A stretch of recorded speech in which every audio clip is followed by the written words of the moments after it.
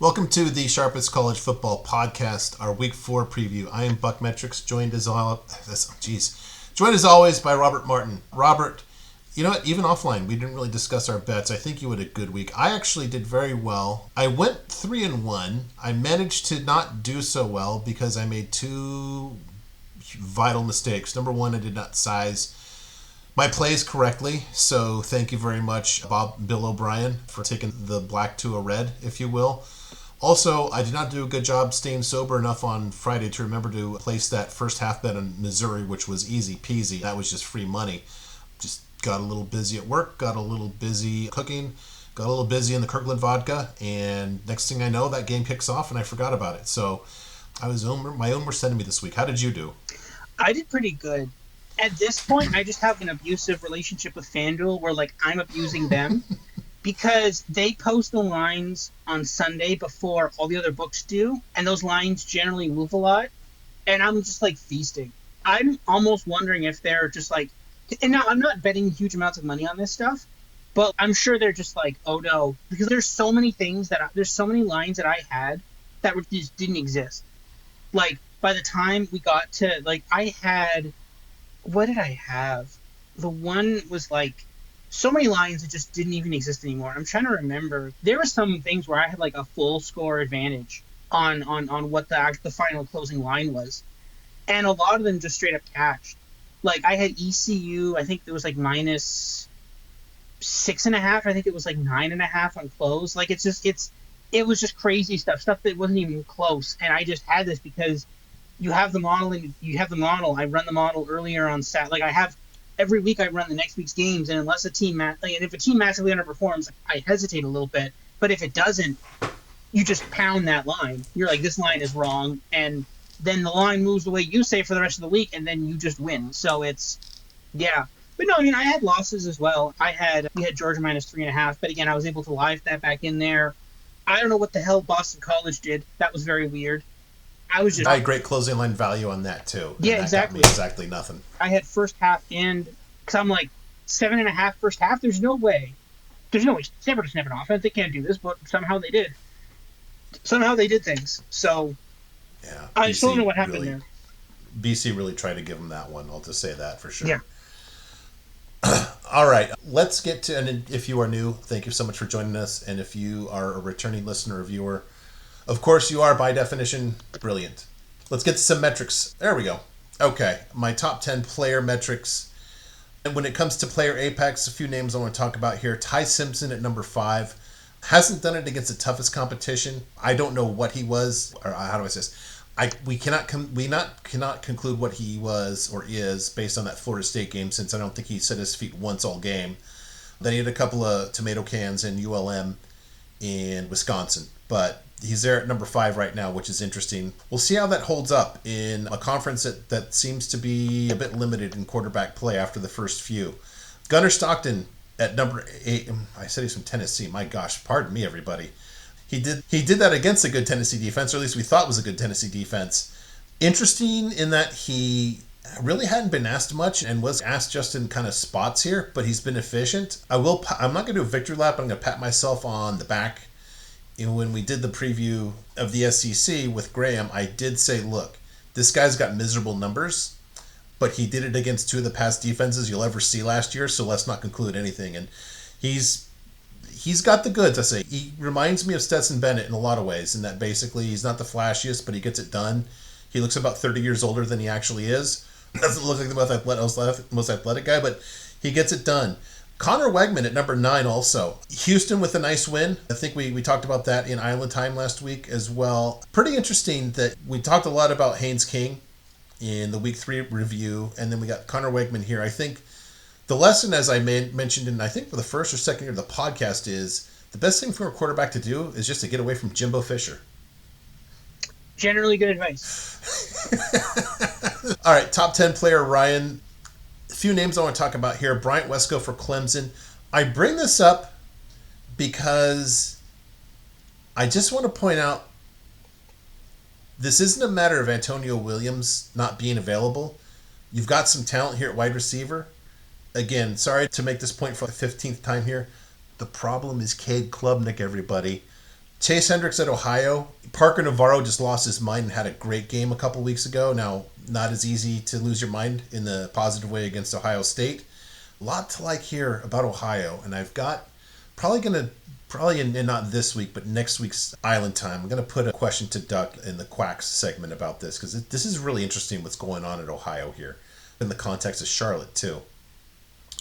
And then Chaz Nimrod at South Florida. You've got basically another guy here. He jumps in there against Miami. He was not in the top 10 before, too. Anything to stick out to you about the storylines that correlate to the receivers or the quarterbacks that I've talked about here? Yeah, I want to touch on Gunnar Stockton super quick here because one of the bets I made on the weekend was Gunnar Stockton over 1.5 passing touchdowns, and that was really good. The thing is, though, like, I was thinking, the more I thought about it, I realized that Tennessee's defense might not actually be that good because I think Syracuse put up 20 something against them. And then sure enough, they only scored like 27 against UConn.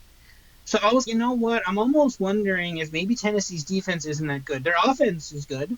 Their offense is very good, but their defense might not be good. And the whole basically hypothesis or thesis for this game was Georgia's going to be able to score against Tennessee. I just didn't think Tennessee was going to be able to score that much against Georgia. I thought Georgia would be able to shut down their offense.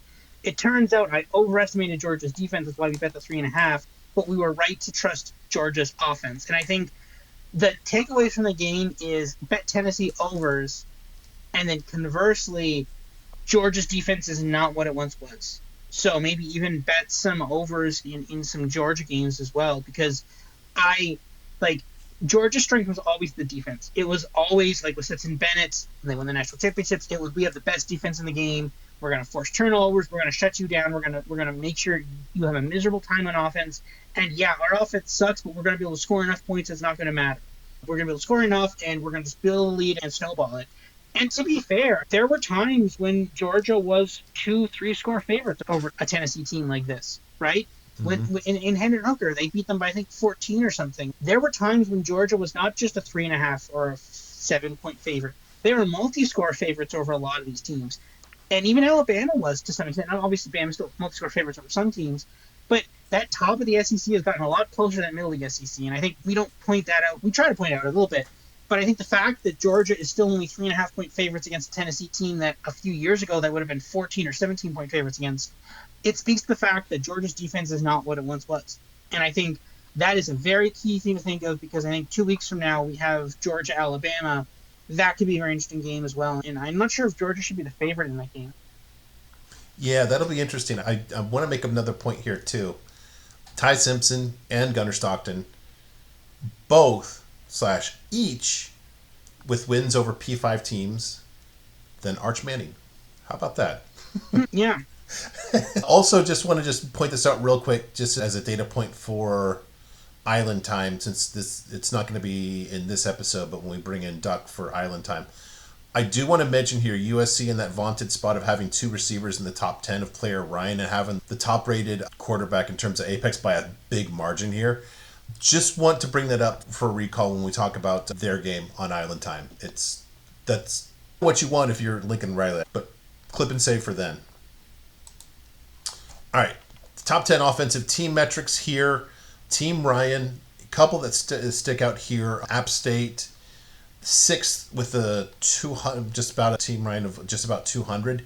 Interesting in that they have that new coach, Dowell Luggains. I don't know. I got to do what do they call that? What's the thing what's the Rosetta Stone training on how his name? I just don't know how to do it at all. Him and the Cal quarterback, man. I'm sounding like an old guy here. Interesting, new coach, and not like App State's really good, but this is promising. I like the guy on the offensive side of the ball. That's actually showing some proof of concept here. And Alabama, after that rough showing, you've got, I guess maybe like the good news is the bad news is a bit. Really nice Ryan here for a new quarterback, Ty Simpson. I'm still concerned about why this number is so high when their last 2 teams they should have been able to run the ball on kind of at will. Yeah, this is the classic, we're Bama, all of our guys are massive compared to your guys, we're just going to run the ball and kill the clock and run the ball and kill the clock. That was the old Saban way of doing it not against some SEC teams, sure, but against other, lesser teams, they would just do that. I think this is the now full kind of transformation to Kalen DeBoer's team. I think it's not exactly Washington from a couple of years ago, but he's trying to get it closer to that Washington team with Michael Penix. Yeah, And I think yeah, that's where you're starting to see this. I will say that the wide receivers that team produced were not NFL, like they were not amazing NFL prospects. Like they got to the NFL, and with the exception of a couple, with like Romo Dunze, who's okay, a lot of them were not nearly as good as they seemed from a standpoint of NFL caliber. They looked amazing. They had 1 billion yards, but they were not amazing. And I think that is a very interesting wrinkle in this. And again, I think if he's building that team to basically replicate the Washington team, but just supposedly slightly better, that it's not necessarily a bad thing. It's just that hey, that's what this team is. This is a passing team, and if you're playing Georgia's defense, that might be a good thing. You might be very similar to Tennessee in that case. So this is the thing. Actually, sorry, one more point I will make about Alabama too yeah, is that we really badly need a Florida State data point here because Florida State yep, played them and beat them, and then it played I think an FCS team, and I think they had a bye week this week if I'm not mistaken. yeah, We so badly need a Florida State data point because if Florida State is actually good, then Alabama's the favorite to win the SEC. yeah, Like this is the thing, right? If Florida State is actually good, then Alabama is actually good too, right? We just assumed Florida State was bad, and that therefore Alabama losing to Florida State was bad. But if Florida State is actually good, all bets are off, right? Alabama could be right there, right? So this is the thing. yeah. I actually have something for Duck this week in the Quacks segment about that. I have numbers that are by definition that are too immature to use, but I like to look at them and just see if they can give me some guidance about maybe games to look at a little closer at this point. And there's a really interesting nugget that I want to ask Duck about that too. So stay tuned to Island Time for that. All right, team running offenses. Missouri first in FBS with a gaudy 261. Now you play a troubled team like Louisiana, that's going to help, but still, my gosh, what more could you ask for than that? ODU at number 10 sneaks in at number 10 after that win at Virginia Tech. My gosh, you know how I had to be delighted about that is when Mr. C. Signetti, hometown or current residence in Bloomington, Indiana, right? Oh yeah, of course. That's the thing. Yeah, that was just it was so clear he was fired. I said this in the first part, but like I looked at the score on my phone and I'm like, oh, they're gonna fire Brent Pry. Like it's done. He's over. And then, sure enough, they did. I was more surprised with the UCLA fire, but as we talked about in part one, we're kind of developing the conditions for firing a head coach, and we have a bit of a line now where we know what the line is. Go watch part one if you're watching this part. We'll keep updating that index through the year. But no, it was again. But the other thing too is that this now casts a lot of doubt. Like for example, hey, how good is South Carolina? Because if now South Carolina did win and cover the spread against Virginia Tech, but barely and not particularly convincingly. And now, to be fair, they also got their ass kicked by Vanderbilt just this last weekend. So the thing is, hey, maybe South Carolina isn't actually that good this year, right? So Yeah.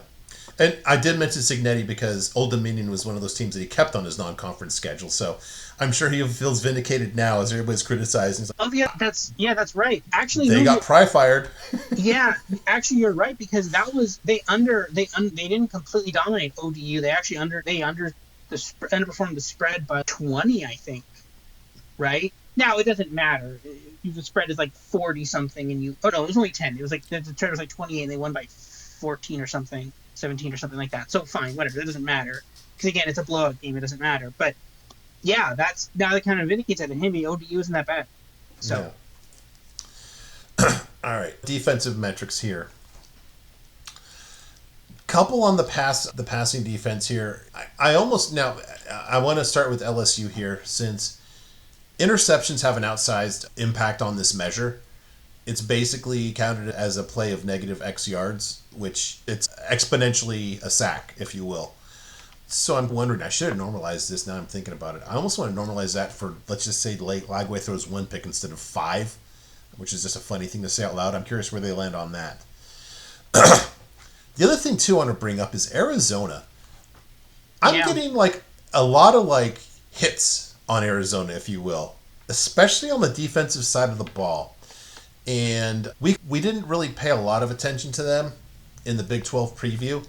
And so I just flat out missed this.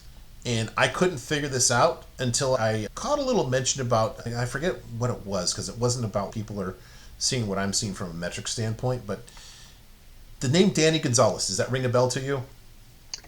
I think so. A little He familiar. was the head coach at New Mexico before the current Jason Eck. And before that, he was very well known defensive coordinator. Did his best work at San Diego State under Rocky Long. Really good DC. I think I don't know if he attended Arizona State. I want to say he did. So it's weird for him to land at Arizona. So year one there, I want to say he's got it completely turned around, but this is a really good sign. This is one of those things like you see Tony White go to Florida State and then right away their defensive rating goes up. This Same is as it. Miami. Yeah, thank you. Who's not on this list, but they have a little harder schedule here. I want to ask Doug about this too, but I don't know if they'll be top 5 at the end of the season. But I think this is real about Arizona, so something to keep your eye on. Yeah, and Arizona's defense, in many ways, even more. I think in some cases, even bigger improvement than the Miami defense. Now, again, it's early. Miami's played some better teams, so not a 1-to-1 there. Arizona did play Kansas State, and Kansas State was ranked for some reason, so that's not nothing. But at the same point in time, Arizona, man, as you were talking, I just looked up. They're 27-1 to win the Big 12. Maybe a shot. It seems a little undervalued in my opinion. Like they're not bad, and the Big 12 is the Big 12, right? Chaos happens here. Actually, that should be their slogan. I just realized that chaos happens. That should be their slogan. Chaos. Actually, chaos happens here. Yeah, that should be the slogan. Although they would have a spot. Chaos happens. Brought to you by AT&T. So. Yeah, that's true. But no, maybe a little undervalued there. They're a pretty good team, and they were good on offense last year with Noah Fafita, but they couldn't stop anything on defense. They had the FCS team scored ridiculously high amounts of points on them. If they finally piece together the defense, it's kind of like a mini Miami. Very mini. Very mini, but a mini yes. Miami. And Fafita's 5'8", so many in more ways than one too. Yeah. All right. In terms of run defenses here, had no idea nor expectation that Memphis would be number 3. Also want to say LSU at 8. Like I said in part 1, they do have two wins over Power 4, pardon me, teams, one on the road. So I think I got to give a little more credit than LSU on the decent defensive side of the ball here. Maybe that reporter should have asked Brian Kelly about his defense first. Yeah.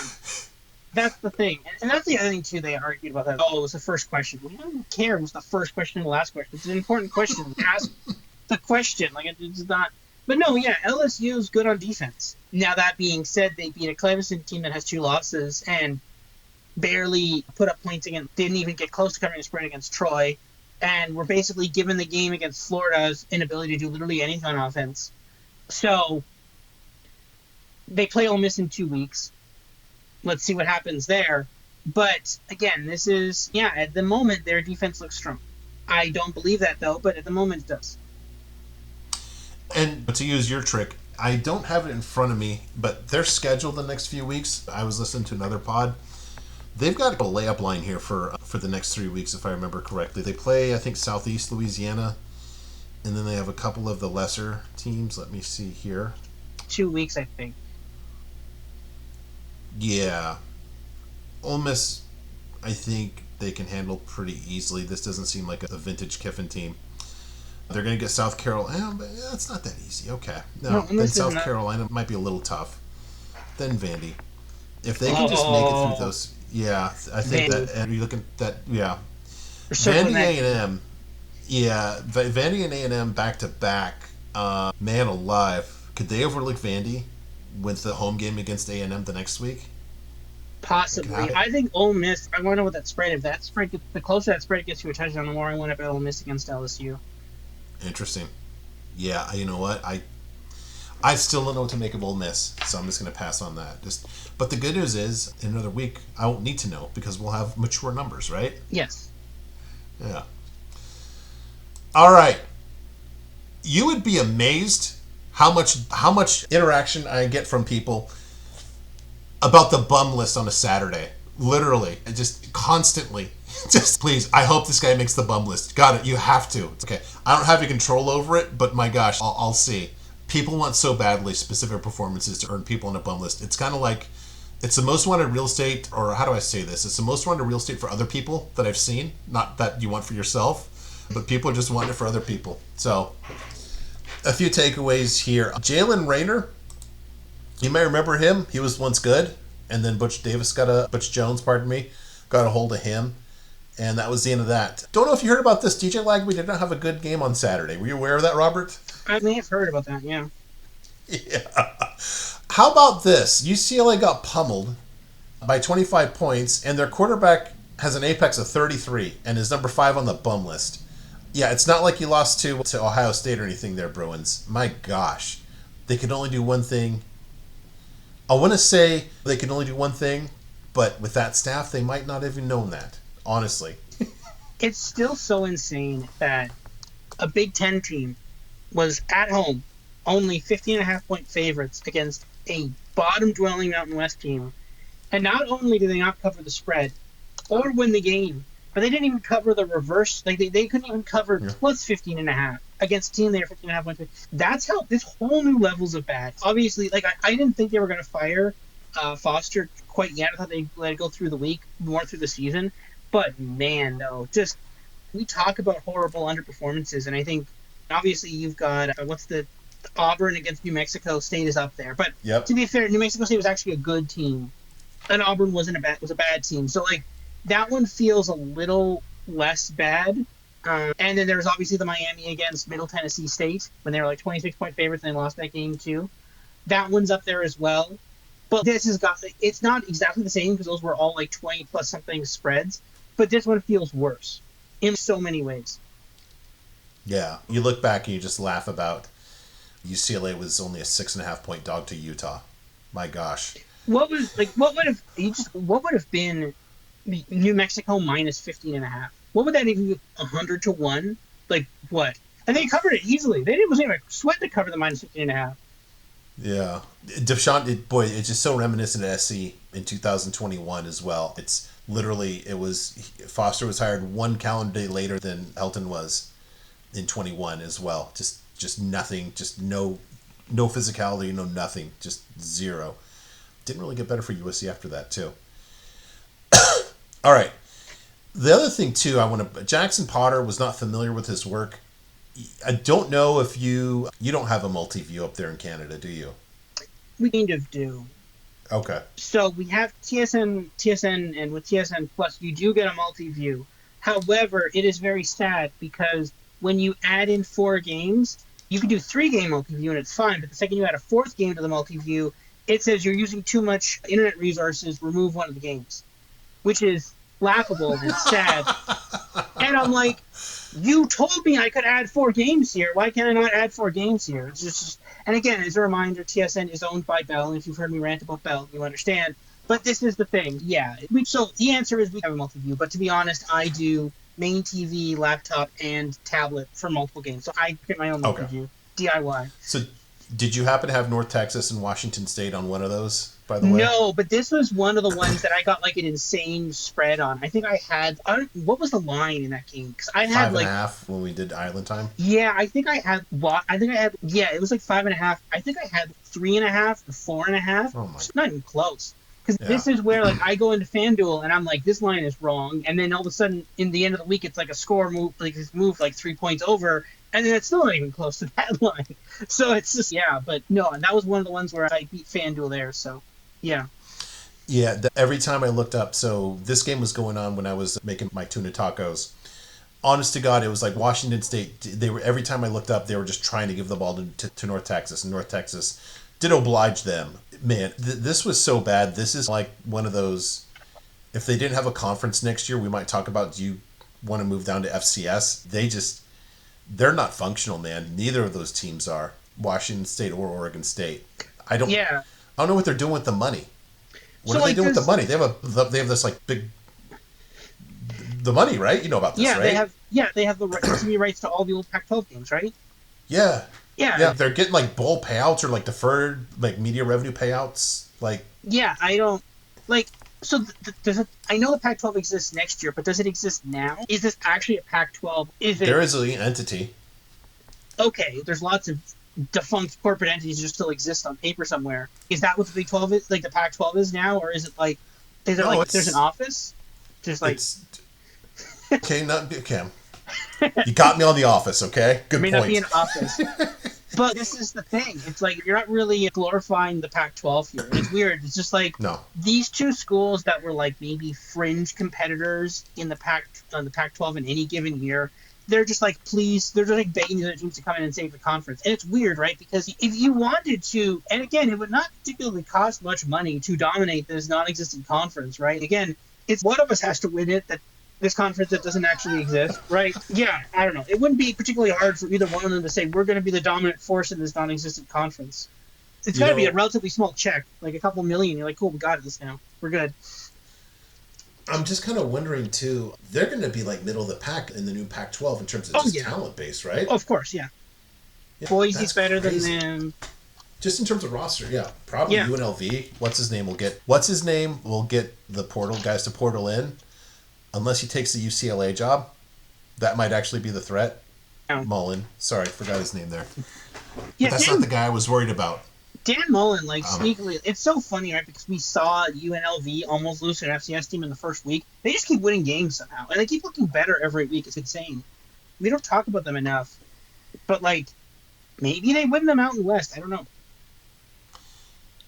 I'm on the under. If that's not going to happen, I don't really have a need to talk about them a lot, just to be honest Fair. with you. Yeah, and if you missed the review, we talked about the UCLA job, and we went through the list of very UCLA names that are just would be on brand and not work out well. And I did mention there's one name out there there's a person out there that scares me. And my only solace is that the idiots that make these decisions are too dumb to figure it out at UCLA. I've talked about this. I talked about him in part one, in another part of the part one when we did the week 3 preview. I've talked about him a few times in other podcasts in the preseason and the regular season here too. Scratch your heads and try to figure out who that is. I'm a big fan of this guy, and I'll just keep it at that. I don't want to give it up too much. All right, this is our last week, Robert, when we're dealing with immature data. So next week we will have actual dual model plays. So right now this is just a parlor game for fun. Maybe we figure out what might be worth playing. Properly sized, and don't forget, if you like a first half bet, you have to wait till Friday to place it before you start your cocktail hour. I'll just say that, boys and girls. Okay, learn from BuckMetrics here, the hard way. First game. Now, some of these I picked, even though the models are immature. Both of our models love, capital L, love Tulsa, and I can't figure out why. Now, it sounds like you're picking it up now. So here's the thing. So this is a classic of the podcast. So people who might be new to the podcast or have only seen us a couple of years, the classic is my model spits out a number and I'm like, that looks wrong. And then Buck's model spits out a similar number, and it's that we both think independently they're wrong, but then we combine them all together and we're like, oh, both of our models love this same weird thing. Let's bet it. I saw that line in my model because it seems like almost unbelievable, and I'm like, there's no way that's accurate. So I didn't touch it. If you've got Tulsa here as well, okay, I'm just gonna go bet that right now because straight up, I think that makes sense, but it's crazy. But yeah, like my model has Tulsa as an outright favorite here by a substantial margin. I think maybe it's a bit crazy. But yeah, let's go bet Tulsa now because that seems insane. First of all, the 13.5 line does seem low for a Big 12 team versus American. Yes, a rebuilding American. A rebuilding American team. I can't again Sun Belt American. I can never remember between those two, but 13.5 seems pretty low for a team that I don't know. Some people probably wanted to rank this year for some stupid reason. Let's. If both our models are saying Tulsa here, again, a small play, but yeah, a Tulsa play here. Yeah, now this is why I say this advisedly.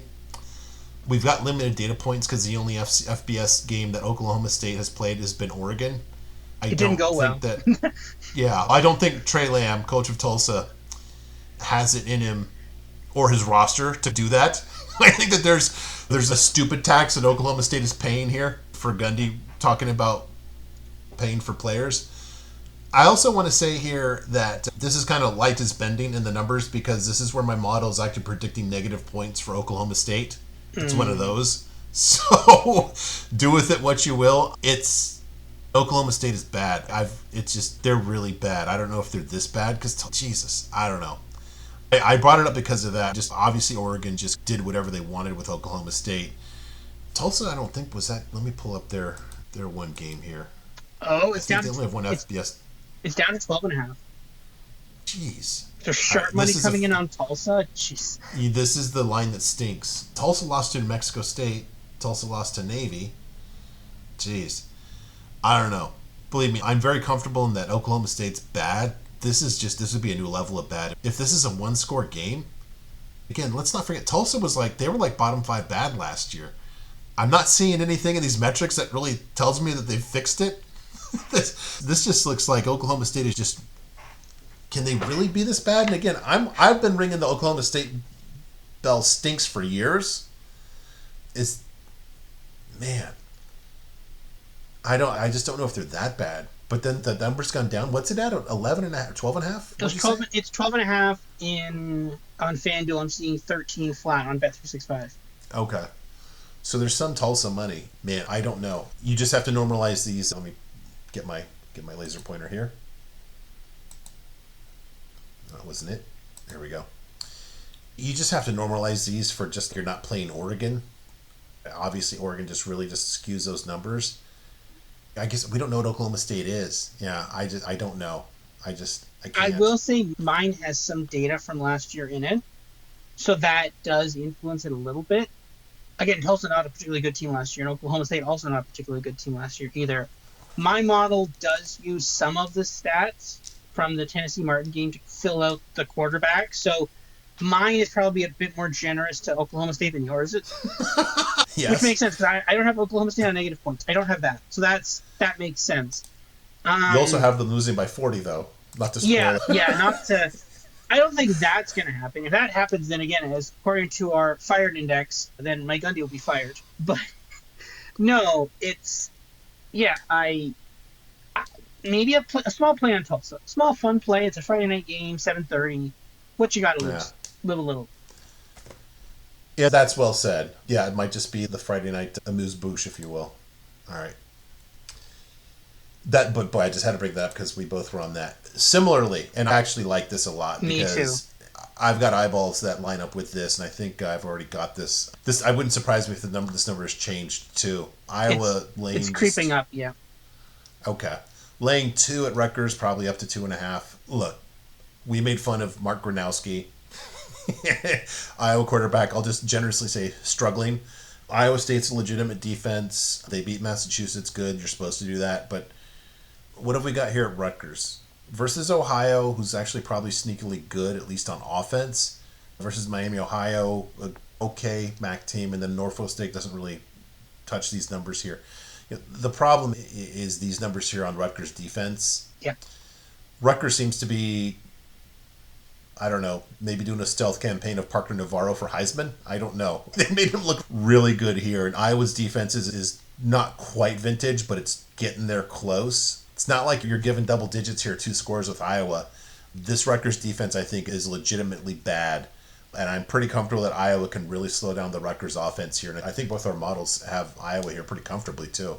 Yeah, I think that's exactly what I thought. When I first saw this line, I grabbed the money line at, I want to say, 118 or 120 or 130, somewhere around there. I just threw it on the money line.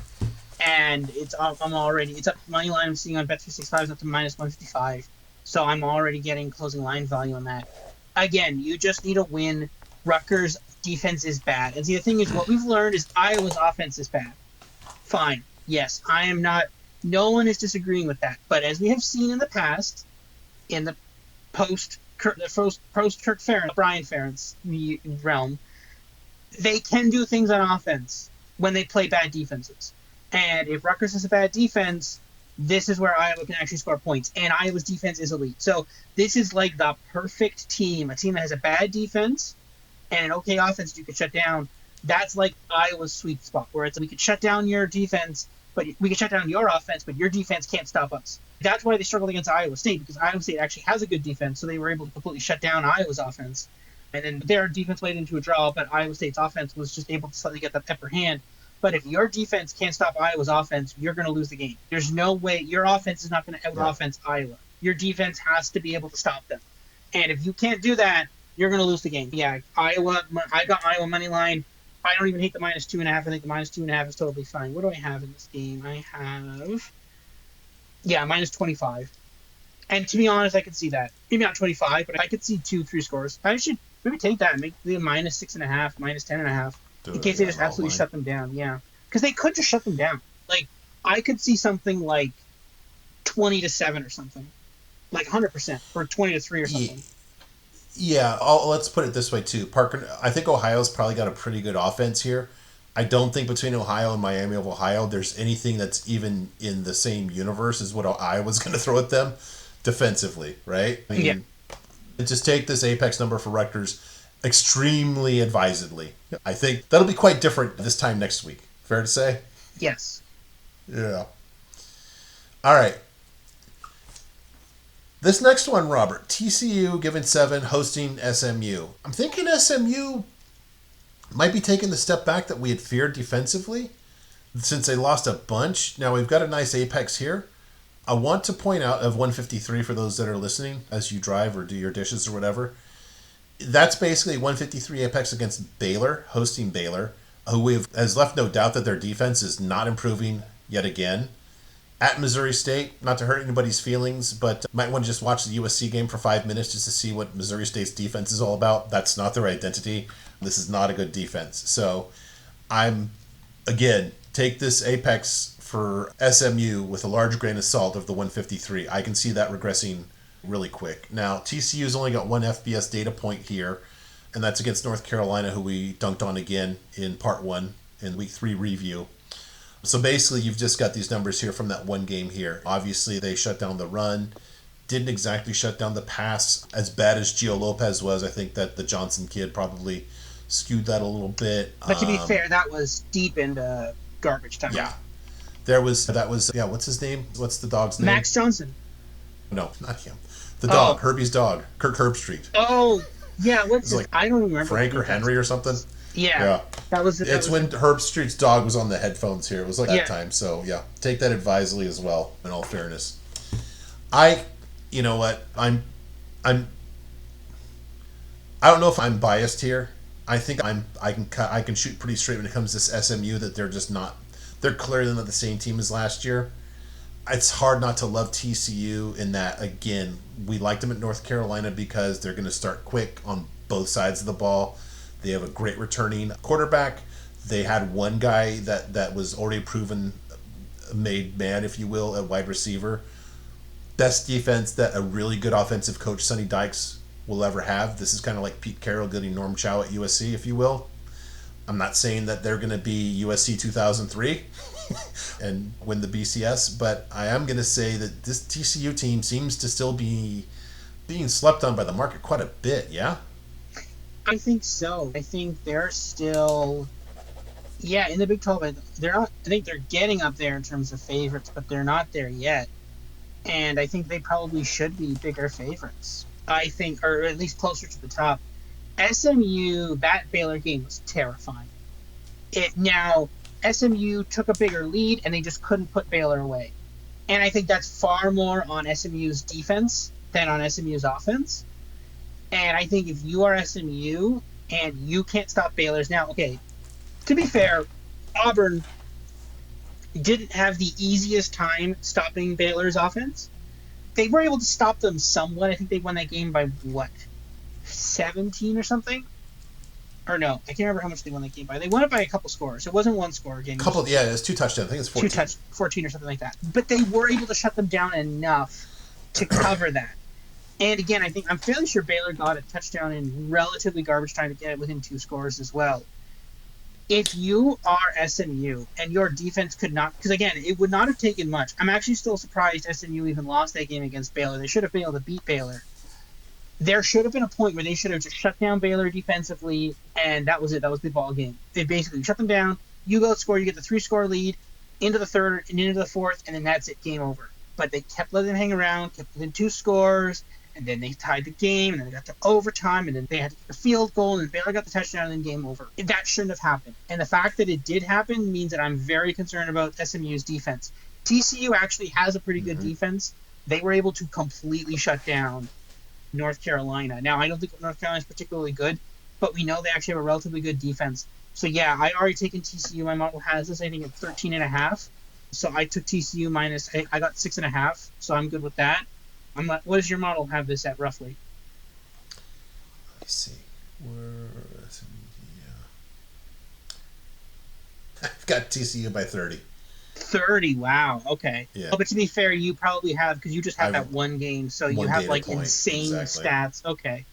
I to be fair, I think SMU's defense is better than North Carolina, which is very telling of North Carolina's defense. Yeah. Yeah, again, the thing that would concern me is SMU's inability to score on Baylor when they needed to. Just you have that big lead and you can't just counter at some point. That's not a good Baylor defense, man. I'll put it this way. This TCU defense is worlds better than what they were suddenly unable to move the ball on there. Yeah. All right. Ball State at Connecticut giving 20.5. Connecticut is giving 20.5. Let's just be, to be blunt here, this is a Ball State is like really bad play. Yeah, just they haven't looked competent at Purdue, not an easy game. At Auburn, not an easy game. They managed to beat New Hampshire by a score. Congratulations on that. That was very much in doubt. UConn with tough back-to-back losses in overtime against Syracuse and Delaware, but I'll take that. I think that there's some functioning. UConn is a functional team.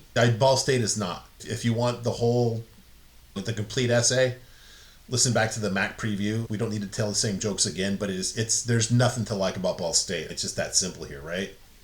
Yeah, I agree with that. I think it's if you are like you should be very concerned about what happened there. You barely beat New Hampshire, and again, we don't talk about New Hampshire. Sometimes people watch some people I watch them too, but sometimes people will watch the FCS playoff games. New Hampshire is not one of the teams that makes those playoff games. So just pointing that out there that this is not a particularly dominant New Hampshire team, and you barely beat them. Yeah, this is going to be rough this year. That being said, though, I will say that technically Kent State has already covered the. Oh no, sorry, they didn't. They didn't. They only won the one game. They haven't won. They didn't win the second game. They almost beat Buffalo. Which was Yeah. very scary because that would have lost our under 1.5. But yeah, Ball State is also pretty bad. So yeah, Connecticut minus 20.5. I don't. It's just the thing is, does Connecticut want to win a game by 20.5? I guess maybe. So what do you have this at? 30. What do I have this at? You got to. Probably higher. Probably some insane thing like 40 or something. And again, this is immature data, so this is just. Oh, I've got 30. I've got 32. I've got 53-20, which actually Yeah. sounds weirdly right, roughly. So, yeah. I don't know if Ball State gets that many points. They're just not functionable. Look, what can they look? Okay, yeah, Ball State or Purdue and Auburn, but they're not going to do anything. They're not. There's nothing there. This would be a sneakily first half spread. That's it. Yep. What is that? Let's see what that is. Probably like they know which way. It's probably like UConn minus 14.5. That's what it'll be when the unlicensed books here post stuff.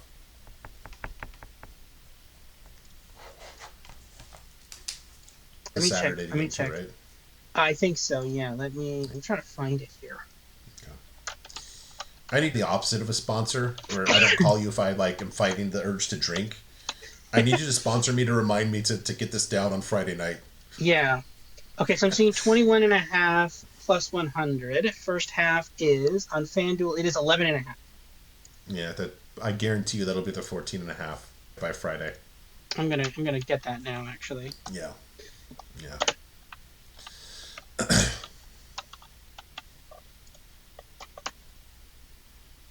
Yeah, I'm just gonna go bet that. You continue. Yeah.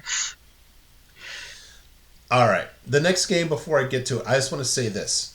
I thought about this during Saturday's games. I thought this would be an interesting game to maybe play. Ribeye Ray, former or fellow Trojan 2, immediately said, this looks like an interesting play. My model has it. Your model has it. It is Purdue getting 3 scores plus, we'll say, since I'm sure this number has moved since. Wow. That's interesting. That's a lot. It is, yeah. I think I have. This is the thing. This Purdue team is like sneakily not bad. It's like sneakily good. They look like a football team. They are they awesome? No. They can actually throw the ball with some effectiveness. Plus, they Hmm. can't run the ball. They've. I'm a little concerned about again. Let's put it this way. How about this defensive apex of Purdue of 153? If you remember at the top of this episode, that's actually pretty good considering that Jaden Mayav is apex, one of the FBS guys that they faced that would go into this number. He's at a 287 for the season, so they actually did a good job on him compared to the Mm. miscreant that USC has played. I actually would say that was not that bad of a defensive showing for Purdue, which makes sense under Barry Odom too. Their offense, I thought they would really struggle on offense this year. I thought there were too many new pieces, but they look functional too, and they are a football team. This is not a team that'll. I don't think it's going to be to this, but I think that if they need to, they could do a backdoor cover pretty easily. They just, I think they're going to give Notre Dame. I don't think they're going to win, even though our models see this as a game that'll be like a one score. I think we both have this as a one score game, right? The models do. Yeah. Yeah, I don't think it'll be that, but I think this game. I think they're going to hang around for all four quarters.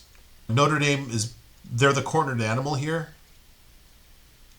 I just like Barry Odom, man, and I think their defense is sneakily not as bad as people might think.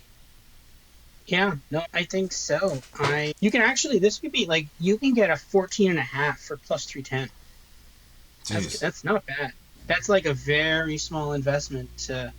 Notre Dame is obviously going to want to score up the points here, but if Purdue's not bad, this is again, this is an in-state rival, right? So Purdue is not bad. I think Notre Dame may be slightly overvalued. I still think Notre Dame is good, and I think they're good, but because Notre Dame was at home against Texas A&M is on the road, right? So it's not the easiest place to play for a Texas team coming up. Yeah, maybe there's some value here with Purdue. I definitely think a 27. So right now it's up to 27.5 spread.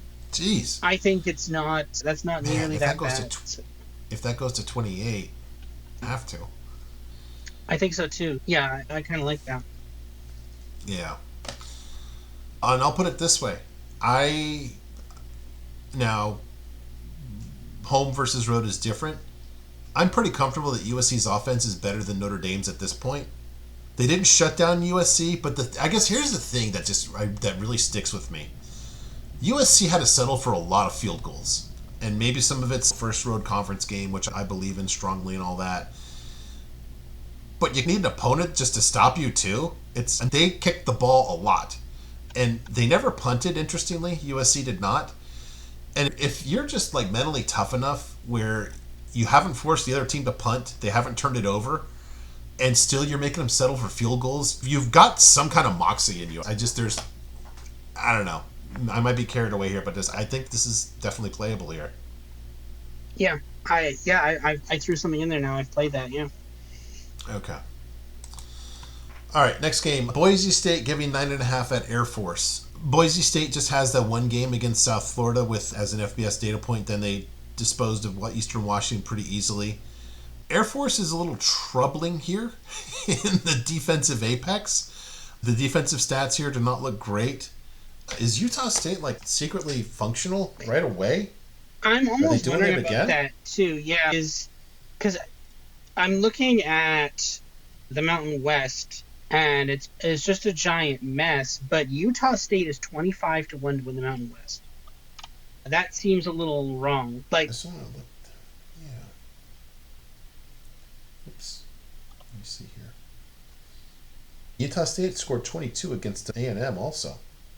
yeah, Um, and that's the thing, they actually right? scored more points against UTEP than Texas did.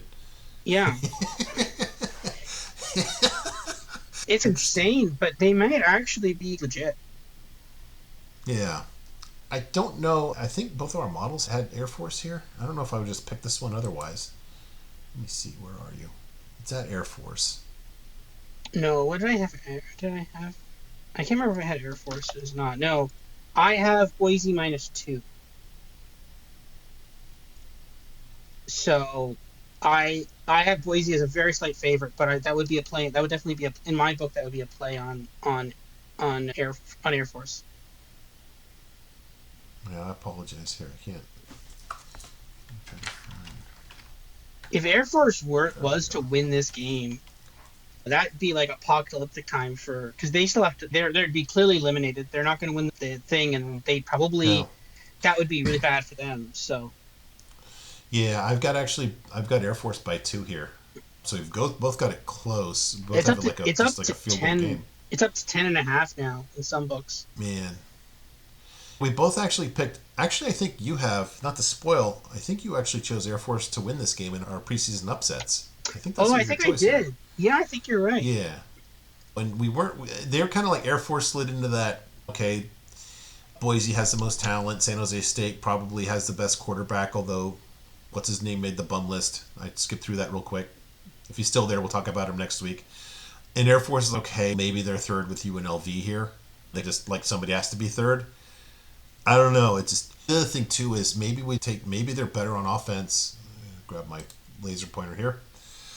Maybe they're better on offense than we think because their only FBS data point here is against Utah State. That's Bronco Mendenhall, who has extensive experience defending the triple option. It's not like they did it against some. It's not like they did that against UCLA, just for a good example here. This is a guy that knows what he's doing, that they actually have these numbers on, so I can forgive the low apex here. Yeah, maybe that's the angle here. If you like the Boise State defense, raise your hand. Nobody? Okay. I think that might be what this is. If it's up to 10, possibly playable. Ten and I a think half. there's just too many. Yeah, jeez. You got to get ten and a Um, half. I just don't know enough about Air Force. I'll probably just watch, but boy, if you're really bored, there are worse things to do with your time and money than that one. That game is 7 o'clock, and then it's also the same time as Florida and Miami and Indiana, Illinois. Speaking of which, okay, All right. Illinois and Indiana. This is like a sneaky game of the week, if you will. What channel is this on? Is this? They're not going to I hide this on the Big Ten, are they? I gotta say this is NBC. There's no way NBC isn't getting this game. Let's see here. Yeah, NBC. Good call. So I'm pretty comfortable in saying Illinois got the tougher conference or non-conference so far.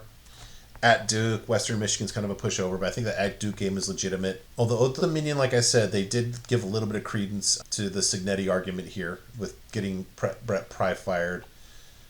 And Kennesaw State's not as bad as that we might think, but still they're still a Conference USA team. So maybe you may have normalized a little bit towards Illinois here. Illinois is actually throwing the ball better than I expected, although we'll see. Not really running the ball, which is interesting. This is interesting. I really hadn't seen this before. Indiana's got the big advantage here in running the ball. Now, maybe they did 500 of that against Kennesaw because that's what Signetti does. But this is interesting that this number just seems a little low for a Bielma team, right? Doesn't Mm-hmm. it? The 82 GGAB. Explosiveness is about the same here. Defensive apex. Now, Western Michigan does not have a quarterback. Duke has a really good quarterback. Old Dominion's quarterback can run but not throw. Kennesaw's probably cannot do either. I'm a little concerned about this number here, the defensive apex for Illinois then. Indiana, I can forgive this defensive G-Gab because that's probably all the Old Dominion guy. He just runs. He can't throw. So there's a lot of him in that number. Put those all together. I don't know if I have a play here. This is just, I definitely want to watch this game. I won't interfere with my Trojans. Give me your thoughts. I think I'm leaning Indiana here. I think my model has this as basically a pick. I think. I want Indiana here, but my model just scares me away from betting this. I want to Yeah, watch you this do. game. Yeah. I'm almost wondering if Duke isn't as good as we think it is, and my model's overvaluing Duke, and it also might be undervaluing Old Dominion. ODU might actually be not bad.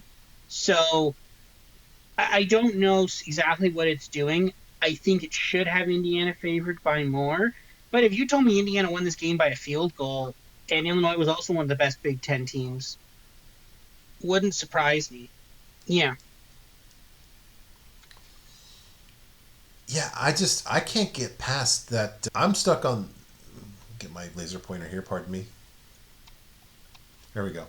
I can't get past this number right here. That doesn't seem like an Illinois thing. It just, I see that as something that Cignetti can exploit. Going into the season, I was more bullish on Indiana than most people, and a little more, and quite a bit more bearish on Illinois. That's the other thing too. Is Illinois top 10 in the rankings? I want to say no. Let's see. They're 9. Oh, they are 9. Okay. And Indiana is Yeah, they're higher than it's 9. Indiana? Yeah, that's where I'm going with this. That's wrong. Yeah, as the point spread bears out here. Yeah, no play. Sometimes I put these on here just to see if I can talk myself into it, and I can't quite. Mm-hmm. And your model's got an even game too. Okay. This is a watch. Yep. Sorry, I get a little disjointed when I have to bring up my model too. Okay. BYU giving 7 at ECU. ECU just shut out a very bad Coastal. Thank you very much, Tim Beck. East Carolina was competitive with, I think North Carolina State might be good. I like their quarterback coming in. If you saw their Thursday night game, they look good. I don't know if they're a threat to win the ACC, but I think they definitely can beat one of the better ACC teams that they may play. We've got some really light bending numbers here for BYU's defense. That's probably why. When your single data point is Stanford, who then suddenly grew a pair against Boston College, which makes this game look a lot better too. My model loves just overall BYU, but it's one game. Weird game too. A Big 12 at like an underfunded American. What are you guys doing, BYU? You have all this private school money in the world. Don't know how you're winding up doing this trip here. Very weird. Yeah, what does your model have this at? I have something like ridiculous, like BYU minus 19, but that doesn't make sense. Yeah, and I have it by 16. Again, but it's just one game, and let me come to this back into the math here. Do you think that Stanford game was aberrational for Stanford? That probably is going to be Stanford's best game this year. I'm pretty comfortable saying that. I don't think there's a lot there for Stanford. I just don't know why that happened. That makes sense. Like, how did that happen? What was everybody on Boston College drunk? Like, I'm not like, but like actually though, like we have seen Ben Branson attempt offense for 2 weeks and it was horrible. But that sounds cruel, but like it's actually what happened. Like it was really bad. It was laughably bad. Like they did nothing on offense. They could do nothing, and yet somehow you couldn't stop them. On Boston College couldn't stop them. Boston College, a middling ACC team, just could do nothing to stop the offensive juggernaut that is one of the worst quarterbacks in FBS. I don't know. So if my model is saying, oh, look what Stanford did against BC. This is actually like a decent offense. And BYU completely shut them down. So that's BYU's what my model defense is getting extra points here. That's what my model is thinking too. My model is saying, but the thing is, it's like, I think even maybe Stanford in 1 week figured out how to do offense, but like I think that's more likely than Stanford was just always God tier and just didn't, like, this is the thing. What's more likely? Is it more likely that Stanford finally figured out offense, some combination of Stanford finally figuring it out and Boston College being horrible? Yeah. I think that's far more likely than, oh, okay, they figured out, like, then, oh no, actually, they were amazing. They were always good, right? When they scored, 17 against Hawaii or whatever it was, 20 against Hawaii or something, that they were really good. No. Or, when they scored 6 against BYU was just so good. We give a lot of credit to BYU, but like Stanford helped them so much in that game. I think this is the definition of like our models getting confused by one early season data point. That's basically all it has. That makes too much sense for me. Yeah, and I put it this way. I want to frame your narrative a different way just to show why I can't believe it. Can I believe the generic narrative Stanford figured out an offense in a week? Sure. They have a new coach. I could buy that if it involved a new quarterback, and it didn't. And so I think that's what we saw last week is so aberrational. Yeah. We have enough data points on Uncle Branson to know that he stinks. Reminder for everybody out there, he performed the amazing feat of having a GGAB of -10 in back-to-back weeks. I think that's really what he is. rather than what we saw last week. So, Yeah. yeah, BYU's defense is getting too much leverage from that single data point. Our models both have BYU here, but I think we just need to talk ourselves out of that. Is that fair? Yeah, I think that's fair. I think And we're ECU is both the right on decent. too. Like, I have 16 and you have 17-point margin here. Yeah, so I think both our models are getting confused by the exact same data point. That seems like very clearly what's happening here. Yeah. The other thing too, I do want to point out then, should these numbers, these offensive numbers, be higher? Yeah. Stanford's defense is not good. See, this is the other thing too, right? I think, BYU minus 18 in that game. I was never worried. But at the same point, I was never like, oh, wow, this BYU team is really good. It was not good, but the cover was never really in question, right? I remember watching that, like, this line is so weird for that game because I think there's a lot of BYU fans out here. And if you watch that Stanford game, you're like, hey, this BYU team isn't actually that good. Like, they're not actually that good, but the Stanford team is so bad that it doesn't matter. And that's why I was so on Boston College this week. But then they just did one of the worst games I've ever seen in my entire life. But this was why I was so low on Stanford, because I saw literally a horrible BYU team just run all over them. So yeah, give me. And again, remember, this is cross country too. You're going all the way from Provo, Utah, to somewhere in, I think, North Carolina. So that's not a fun road trip to have. So yeah, give me ECU here. It's 7.5 now. You're getting 7.5. Give me the 7.5. How does the pollster like you not know where East Carolina is located? This is embarrassing. Well, it's one of the. It's in the Carolinas. There's a North and South Carolina. You should know which county. Probably. Clearly, it's not the swing county then, or else you would know. No, I should know all the counties in North Carolina and all the swing ones, but shame on you. I'm reporting to your boss. I don't think it's Mecklenburg County. I don't think it is. It could be Mecklenburg. I'm not sure. Anyways, that doesn't matter. Look, it's a long road trip from Utah. That's for sure. Yeah. Yeah. All right. I don't know what this is at all. Yeah, I'm okay for the people that are like listening as you're driving. Florida at Miami, who is giving 7.5. I guess the first thing is, has this moved like 2 points to 9.5 yet? No, it's still 7.5. What am I missing here? Yeah, let me just walk through what I know. I'm very comfortable Miami is a top 3 team. Mario can still do the Mario thing. But it wouldn't be against Florida, though. I was going to say, you don't think against an in-state? Yeah, there's not enough at stake here, right? Yeah. No, it has to be against, like, Boston College or something. It's all you have to do is this. It's not the hard stuff. It's the easy, dumb stuff. It's take a knee. Yeah, it's like take a knee stuff. No, you think that's a joke? No, that was them losing against Georgia Tech when all they had to do was take a knee. Yeah. That was them losing to Arizona State with Justin Herbert when all they needed to, like, when they were like 3-score favorites. Like, that's the thing that this is why I like Miami, Florida is 7.5 point underdogs, favorites, not underdogs, 7.5 point favorites in this game. I've got it at 12. I think that's too low. Why don't they win? They should be winning this game by 3 scores. Yeah, like, actually, right? Like, this should be a 3-score. Miami of Florida should win by 3 scores, maybe even more. Like, we talk about the fired index. There's if you told me they won by 28 points and Billy Napier was fired the next week, it wouldn't surprise me. And then if you told me a couple weeks later Miami loses to Boston College and then our models think Stanford's the best team in the country, yeah, that makes sense to me too. But this is the thing, right? No, any sort of transitive principle of strength of schedule, whatever, Miami, Florida should be 3 touchdowns. Like, why was LSU at home a bigger favorite than Miami of Florida is at home? What's your line? Miami of Florida versus LSU, let's call it a neutral. Let's say they play in Gainesville. What's that line? Miami of Florida 5.5, easy?